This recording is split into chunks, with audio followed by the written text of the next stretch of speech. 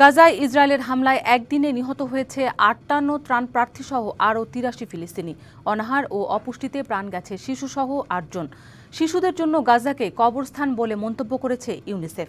এমন পরিস্থিতিতেও গাজা পুরোপুরি দখলে নেয়ার পরিকল্পনা করছে নেতানিয়াহু প্রশাসন। গাজায় ইসরায়েলের নির্বিচারে বোমা হামলা ও ত্রাণ সহায়তা প্রবেশে কড়াকড়ির কারণে বেড়েই চলেছে মৃত্যুর মিছিল। মঙ্গলবারও হামলা হয়েছে বিভিন্ন স্থানে।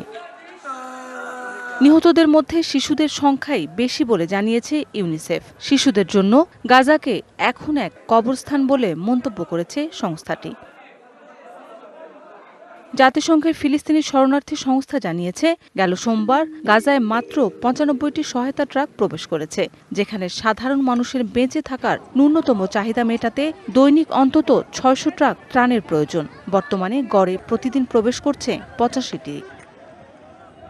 এদিকে গাজা উপত্যকা পুরোপুরি দখলে মন্ত্রিসভায় প্রস্তাব দিতে যাচ্ছেন বেনিয়ামিন নেতানিয়াহু, এমনটা জানিয়েছে ইসরায়েলের গণমাধ্যম।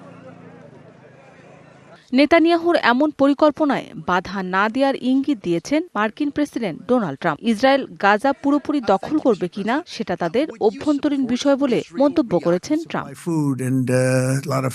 মৌসুমী শান্তা, ডিবিসি নিউজ ডেস্ক।